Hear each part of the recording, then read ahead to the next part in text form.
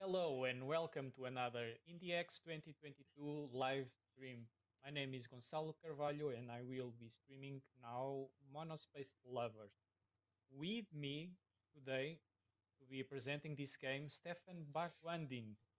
Hello, Stefan. How are you? Hey, I'm doing well. How are you?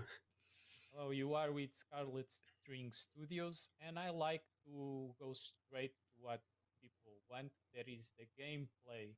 So I will ask the producers to start the game, and we will talk as we go. Um, Stefan, can you talk us Mhm. a little bit about Monospaced Lovers?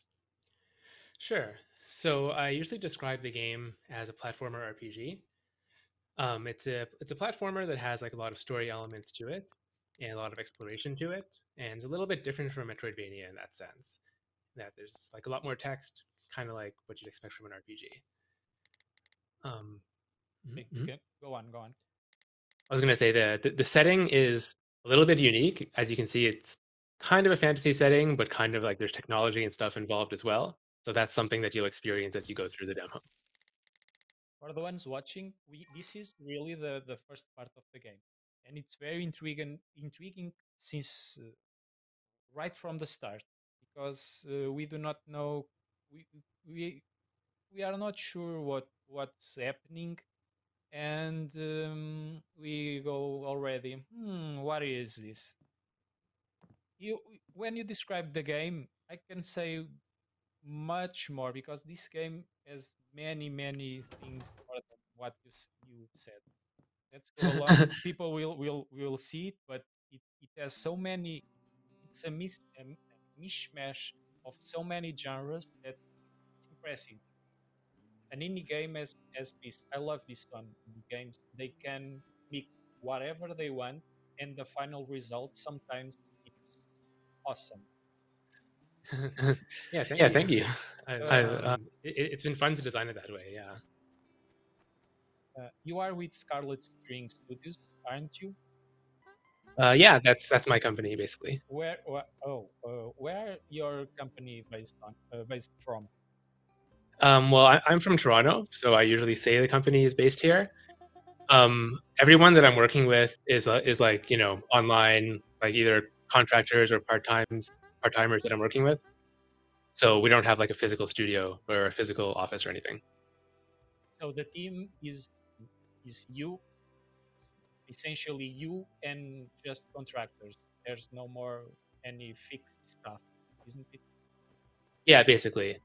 The artist is like part time, so a bit more than a contractor, obviously, because there's a lot of art in the game, as you can tell.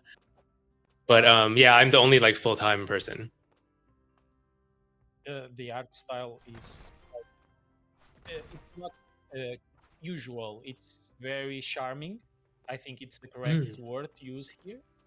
Very beautiful, but it's kind of 2D, 3D art style. Quite oh, Mhm, I but didn't find out this in the previous run. Well, well, right. Some new stuff. So, what's the premise behind this game? the premise, basically, as you saw just now, the heroine wakes up to find that her smartphone was apparently swapped with someone else's, and neither of them really know how or why this happened. And as she starts exploring this town that she lives in, she finds the thing that you just found, which is that data chip, and that leads that data chip raises more questions than it answers, basically. Yeah, yeah, indeed. To me, it raised much more questions that, well, I want to explore that part of the game because for me it's the most intriguing stuff. Uh, but what gets me not straight from the beginning is the puzzle component of the game. The puzzles are nice, are very nice. Yeah, I definitely aim to make it like, I mean, the game is more difficult than you'd expect in a way. Some of the puzzles are they're like you have to really think about them. Yeah, the on the top right for the ones watching, there's the smartphone. and sometimes we got clues from the smartphone when we are being dumped. Uh, we always have a hand to help us. So Mhm. I found out it's not a secret because the game is only explaining me the mechanics. But I found out a ship. What are these ships? Well, by the way, I've scanned this QR code. I really scanned Mhm. this. I've tried to see if it's going to somewhere, but it's just that those numbers. I do not know the meaning. What Mhm. are these ships? The chips as a whole, basically, they point towards some kind of puzzle, some kind of mystery at the core of the story of the game, and that's something that you'll uncover as you go along. There are like 30 data chips to collect that are scattered throughout the whole game, basically. This chip specifically, that code actually is a real Bitcoin wallet, but this particular chip is just meant to introduce that riddle at the bottom, which becomes What a exists? recurring question. Okay, I've only found it once during my test of the game. So if it's a Mhm. recurring question, I will find those more often. Yeah, I think there are maybe I actually can't remember how many chips that you can get in the demo. Probably 3 or 4. Oh, I found But out a bunch, some of those. mhm. It is also structured kind of like the stars in a Mario game, for example, where like you don't have to get all of them, and some of them are off the beaten path, etc.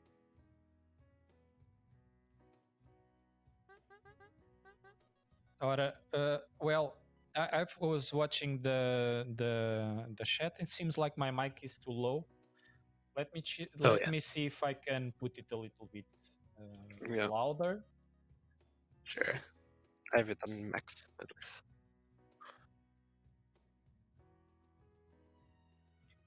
just to try to be a little bit friendlier Yeah, to should be good. people. Should be good. Okay. Okay, Oh, perhaps sounds now good. it's better now. Well, if it's better now, you can say to me.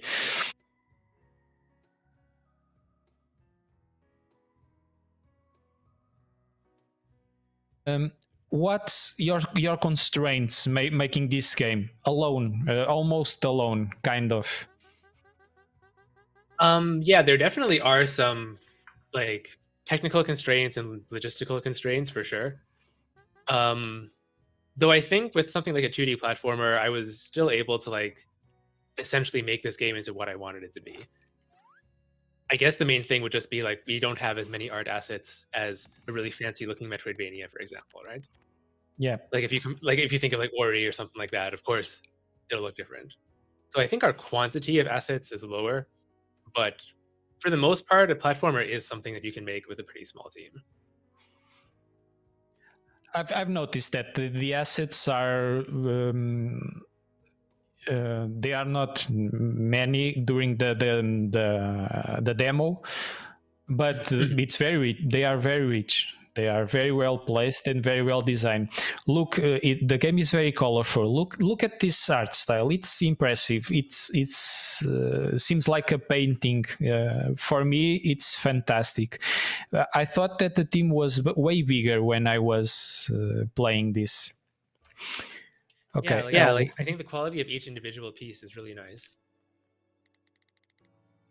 If you can see, sometimes the phone on the top right, it talks to us, and we have to check on the messages.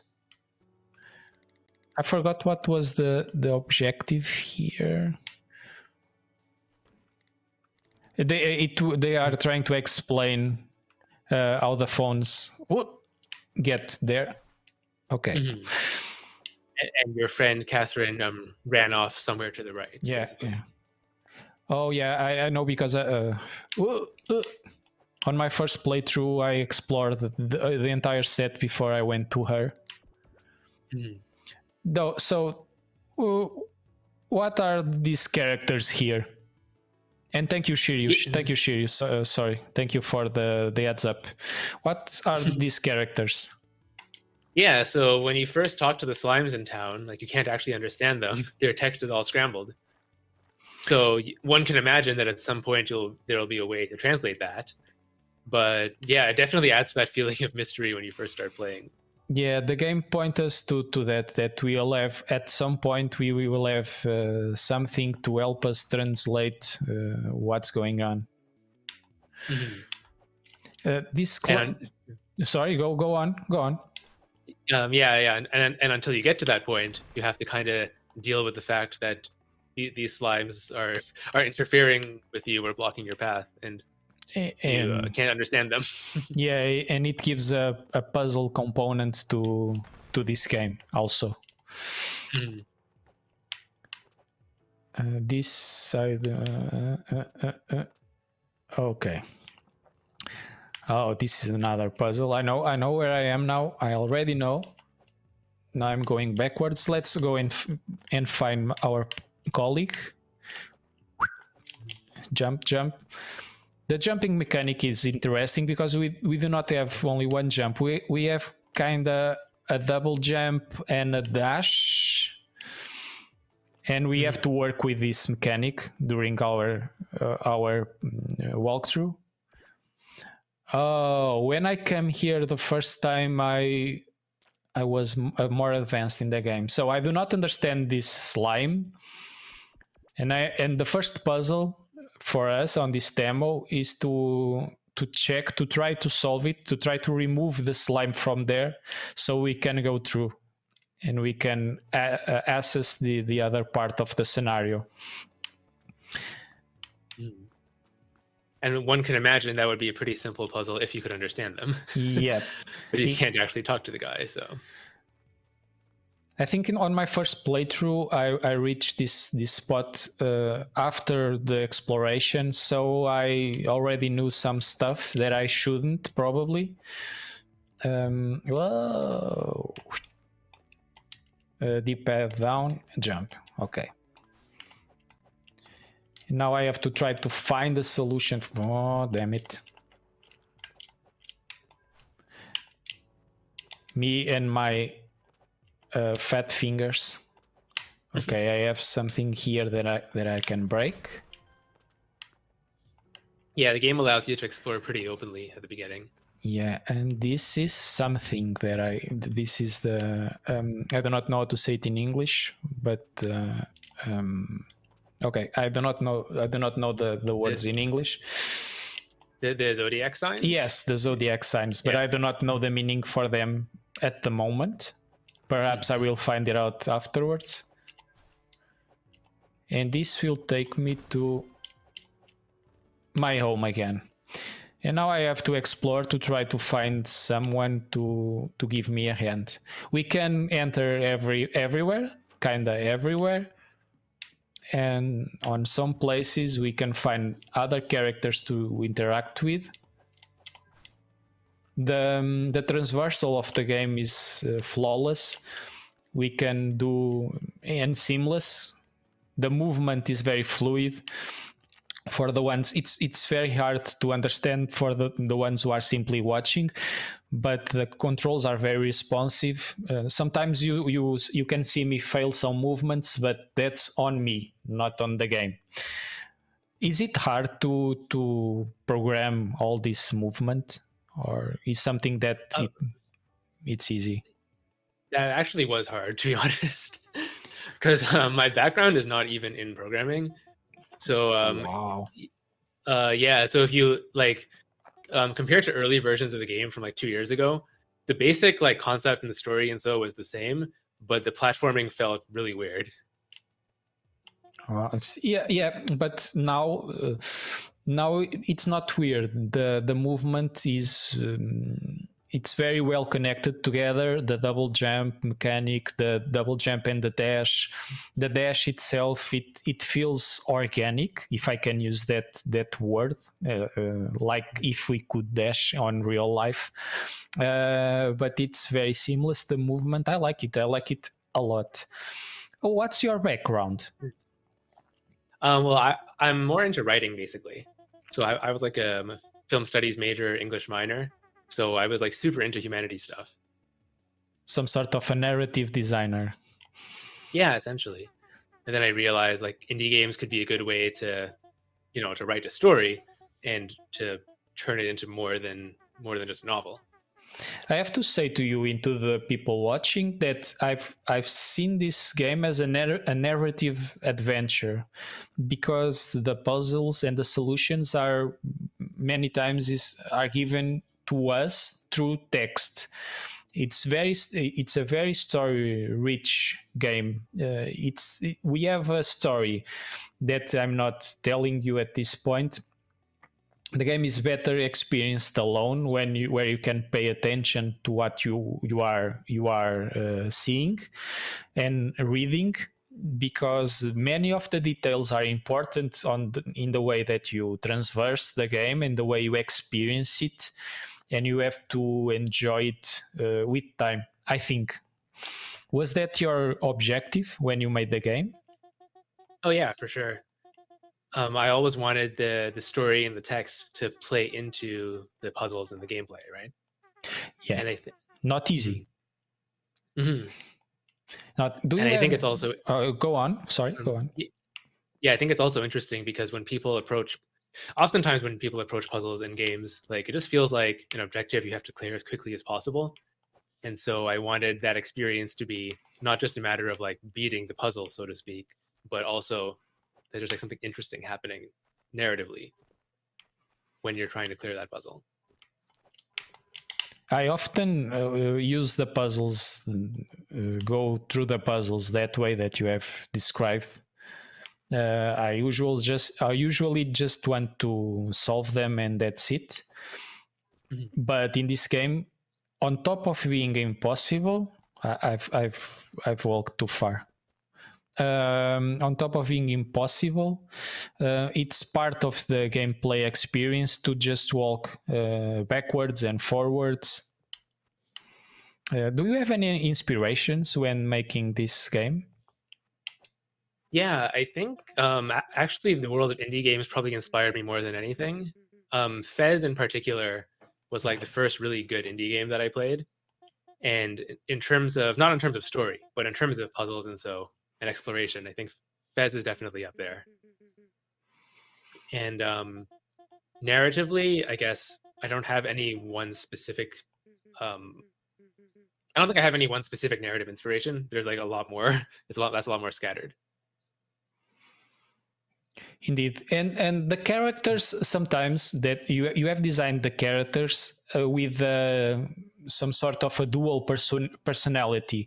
They seem one person, but they are not always entirely good or entirely evil. Well, evil is a strong word in this game, but you gave us some sort of a choice. We do not have properly a choice because we have to advance, but we are always considering, should I do this? Should I not do this? It's not a direct path. Was this intentional also? Yeah, I think it makes the characters all feel more human, right? Yeah. And even for like the NPCs, when they're like giving you a quest or something, I always try to contextualize it as if that NPC was an actual person, and like they're asking you for something or they're giving you a quest that actually makes sense. The chat is saying that some of the names are Portuguese also. They are the same. It was not intentional for sure, but we have the same names here in Portugal. Yeah, so if it gets a Portuguese translation, then so those names will still make sense. Yeah, it's the same. Camellia, it's Camellia, but it's the same. And we say Clara, not Clara, but it's the same. This is the first some sort of fetch quest, but it's a very important task that London gave us, because he promises that he will give us an answer to a problem that we have. We have to go through that slime that you have seen back then, but we do not understand him. but he gave us. He says to us he's a studier of those slimes, and he tells us that he can give us a hand, but he wants something in return, and I have to find that that item that he wants. Come on, my fat fingers. Okay, now I have to go that way, I think. Indeed. Yes, so that's kind of what I mean about making sure that the quests make sense for the characters. Yep. Like he's actually getting something out of it.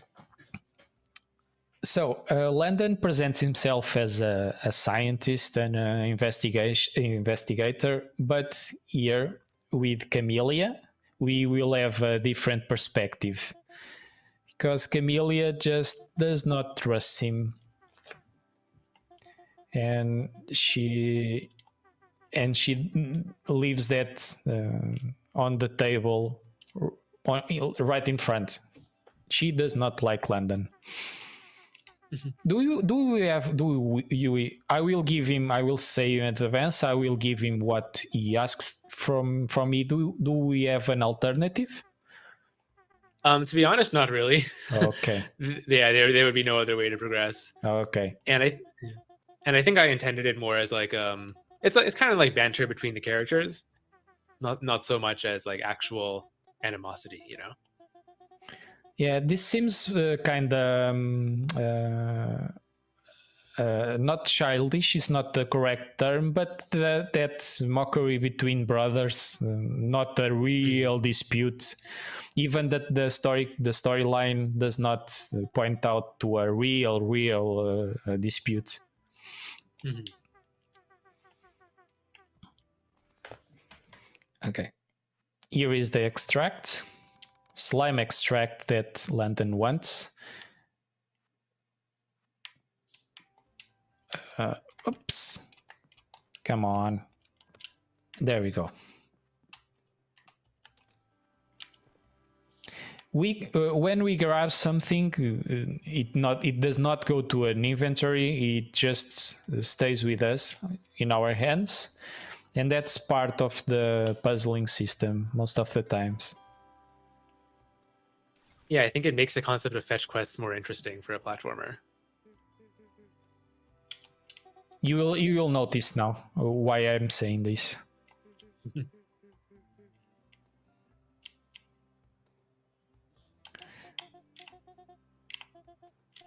Now the answer. A hint. Here's the deal. Slimes aren't the sharpest. It was too quick.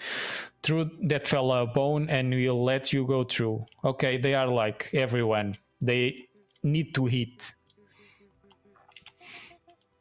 They are angry. We have to get them food. We have to find food for them. Where will we find food? Well, I have the luck that on my first playthrough, I've fallen off some clouds. I'm back. Now we are being contacted by Chameleonic, the guy top right for the ones watching. For the guy that has our cell phone. He can, we do not know why, but he can see what we see.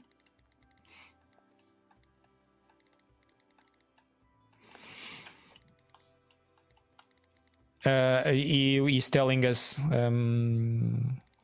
that exactly how he's being able to watch us. Oh, I've burned me. Let's get some food from the tanuki. What are these tanukis? What are these? Like, what are they exactly? I mean, Yeah. They are tanuki, kind of. They're not like as fancy as the Mario ones. Like, they're not really magical or anything. But yeah, they're just kind of envisioned as the default residents of the town. And because they speak English, like unlike the slimes, you can, talk to them and stuff. Well, since we are now in the middle of the puzzle, I can ask you something more generic. How important are these events like in the X for a small game like yours? They're honestly pretty helpful because, I mean, for one thing, it brings the game to a larger audience, obviously. But also, like, streams like this are also just interesting because, you know, you can kind of see someone playing, kind of see it experienced live. Come on. So there's a subjective benefit to it as well. Now, this was my first problem to see how to. Oh, sorry. How to. There you go. I had nothing to tell me that I have to throw this. This was important. I have to ask you a question. Why does this slime does not eat? Actually, he might eat it now. So I may have changed this in a recent update. Let me see. So I will not give this to him. Yeah, because he'll just eat it. Our first intention is to come here and try to go through the same path, but it's pointless. This is a puzzle. We try another way because we can walk on clouds, but now with the Yes. So that was one of the things they changed recently. He stole it from me, you thief. Thief. No. Yeah, I will probably change the text to have Clara react to say like, hey, like give me that. Yeah, that would be fun. That would be fun. Give me another. Yeah. More meat. Yes, I'm hungry. Yes, please. You should be able to just bring it back. Yeah. I want to show the guys that I could not walk on clouds because now I'm heavier, and the clouds have the exact. My weight is the exact maximum that the clouds can bear. Yeah, a single kebab puts you over the limit. It's a game. This is a game. It's a mechanic. It's a fun mechanic.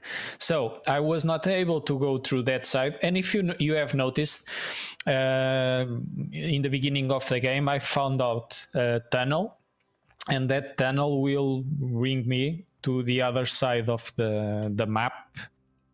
And it's I think, if I can recall, it's the proper way to do it. So you had to traverse this by yourself, and it was kind of simple the first time, but now when you have the item with you... Oh, yeah. This grab mechanic is... it's the heart of the first puzzle, at least. I do not know. I've not reached far on this demo. Come on. Whoop. There we go. Yeah, I figured it was just a way to make carrying items around like more interesting, more platformery. Yeah. Puzzly. I think for me it's more puzzly. I guess so. Yeah, because you have to think about like the items can go places where you can't, and you can go places where the items can't. Indeed. Yeah. And going back to the previous question, do you think that events like IndieX could do more for you than they already do? And if yes, what do you suggest? I mean, I think the events have been like super helpful in general. Probably the main thing that devs look for is just being able to partner with Steam, I think, and being able to get like promotion in the storefront. That's always been the biggest thing. But like outside of that, I mean, I think streams like this are really nice. And just anything where you can like build an audience, and then that audience will come to you to find out what the cool indie games are. That's perfect, right?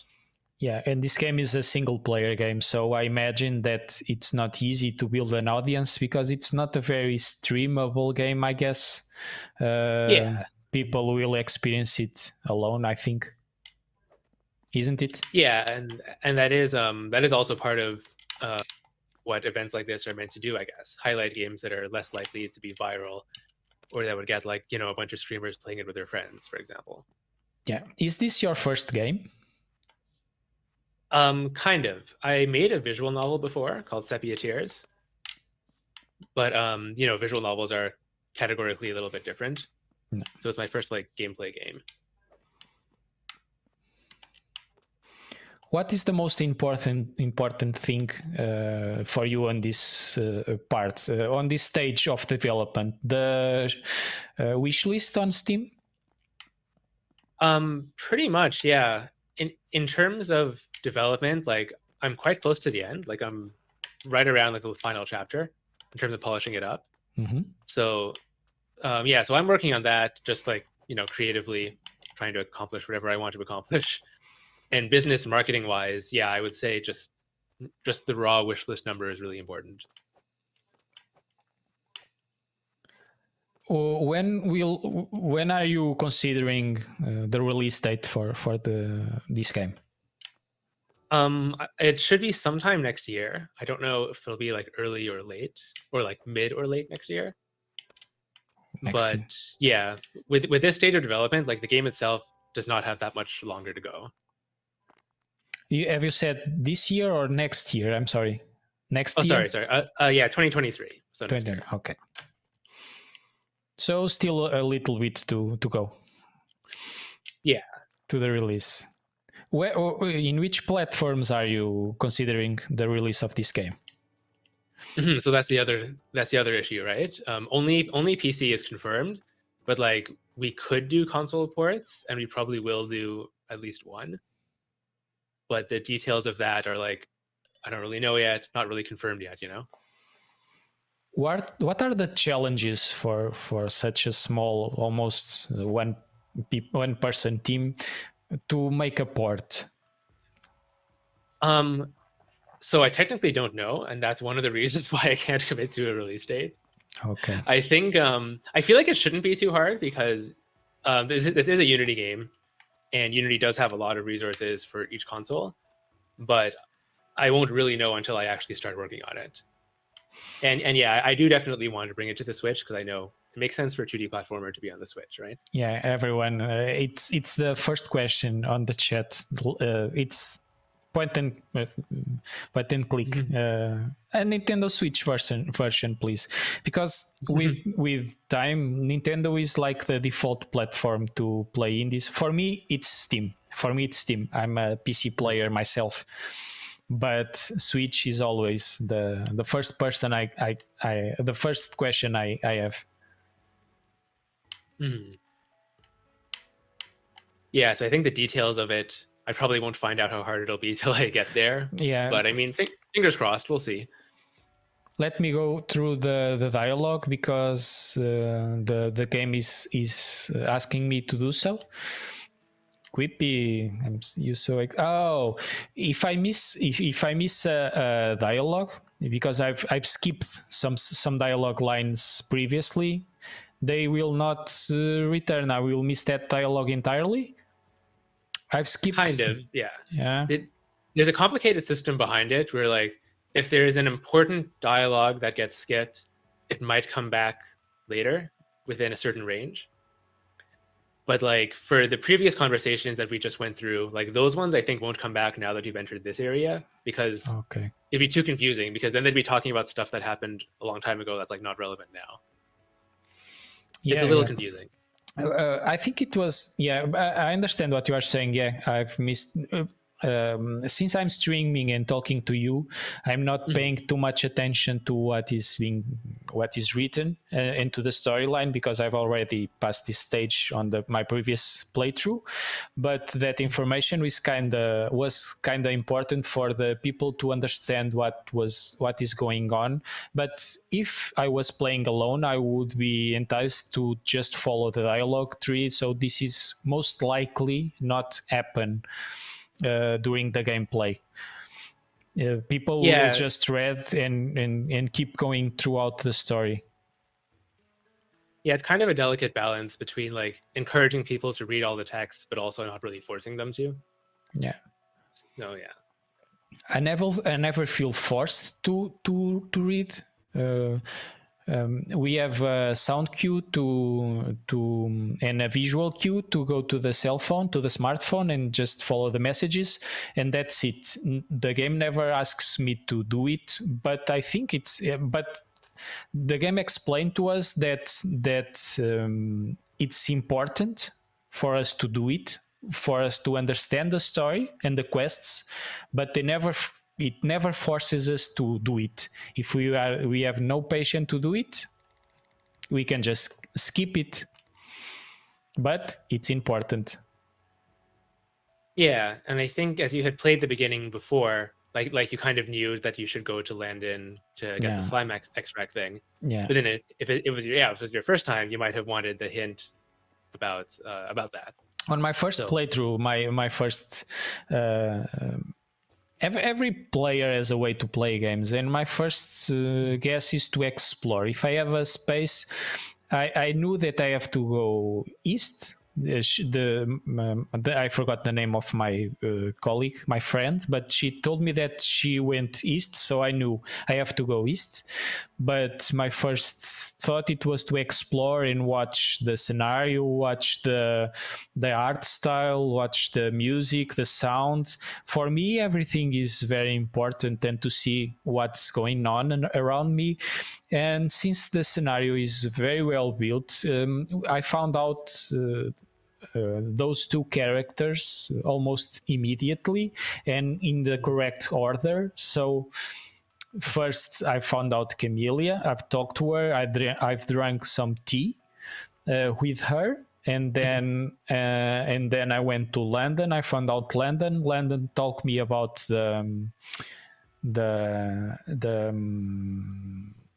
the tip. So when I reached I went to her, get the extract, gave him the extract, and when I reached the slime for the first time, I already knew that I have to give him something to eat. Then I was lucky to find out how to get the food.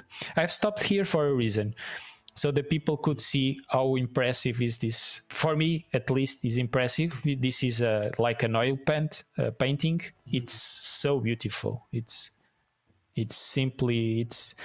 beautiful. People are now, they seem that they want those graphics, that realistic art style.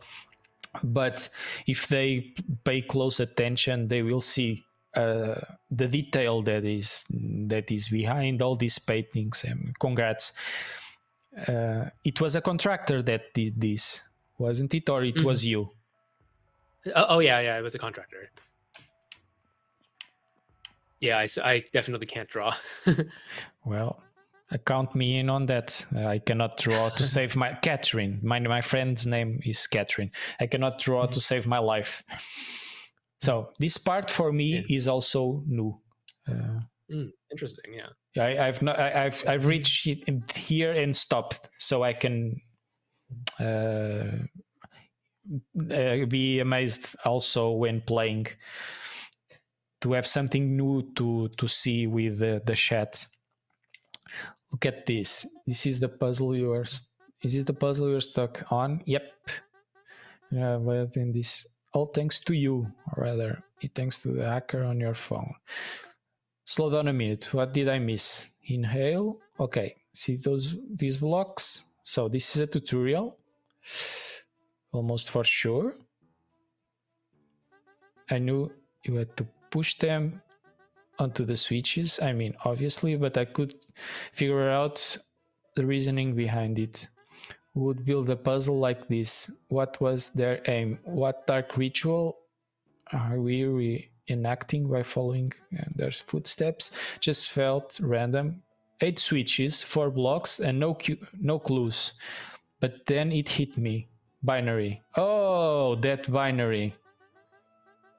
8 switches with 2 possible values each, on or off. Maybe it's not random. Maybe those crafty foxes read up on their computer science.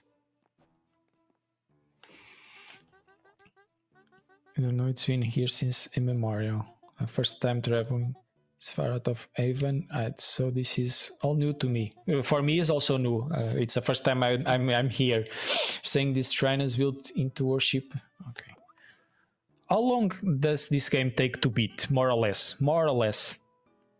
The whole game or the demo? No, the whole game, the entire game.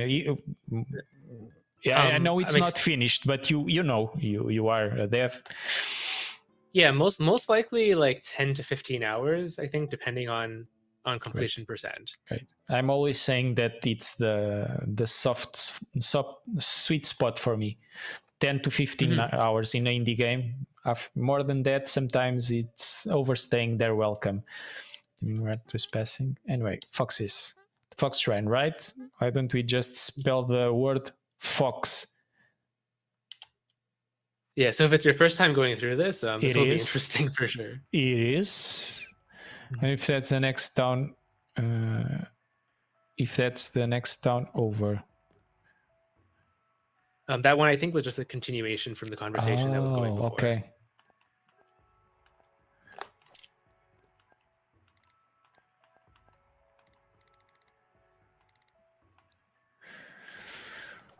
Okay, so I have to watch the scenario. It has to have some clues. So let me, on top there's 1001. How can I push this? Oh, I see. Nope. Oh, I have the first floor also. Is there any clue for the first floor? Not that I'm able to see. First time I pressed one of those. So I'm watching my thinking process at the moment is just watching the flowers on the background, and that's it. I'm not. Oh, I see what you mean. Sorry. Can you repeat? I just said yeah, I see what you mean. I'm no clue on what I'm doing. No, wrong answer. Let me just search for another clue. I've went through a graveyard. Let me look at this first. No clue that I understand. No clue that I understand. Fox, down. Nope. Let me just try to settings, sound. It's the max, guys. The max sound that I can set here for you guys.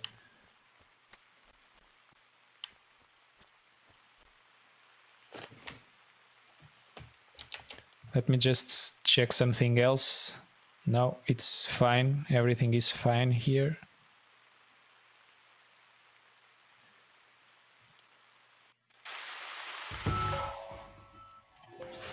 For me, everything is fine.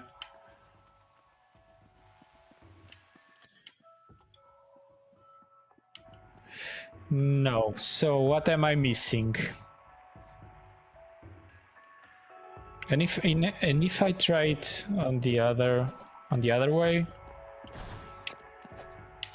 basically, Cat himself would probably have to explain the details to you. Oh no! But now it's too loud for me.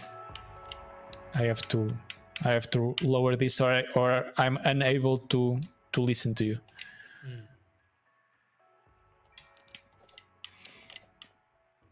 Let me see what she's able to see me.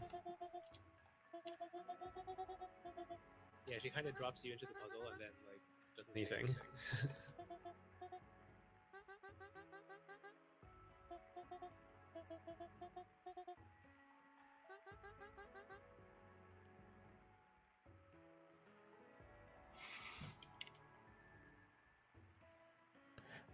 Is a letter not a series of numbers? I would want to solve this before our time runs out. Oh, what's the time? We have 5 minutes before wrapping up. Yeah.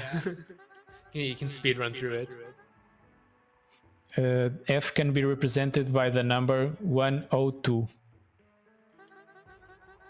I think we only have space to write out the first letter in this room. Count in binary. You say that you work well, it is your chance. Like the spotlight, get those neurons firing, you'll be fine.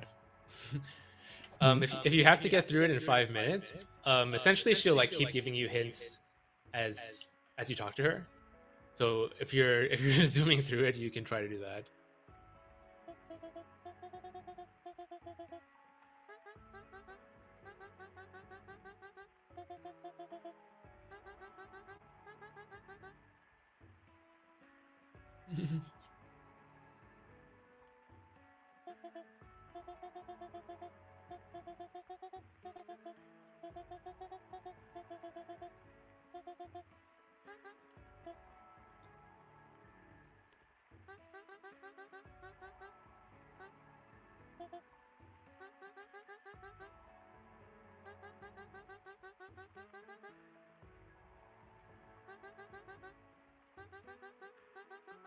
Up to 1, since we can count up to 2, we have to add a digit, and so 2 in regular numbers become 10 in binary. Counting 9, 10, there's nothing higher than 9. And of course we will have to wrap it up before we go. Flip the there's an easy way to. Oh, such a shame. So there's the solution. 0, 0, 1, 0. But again, we'll have to wrap it up. I'm sorry, guys. Unfortunately, we will have to end the stream.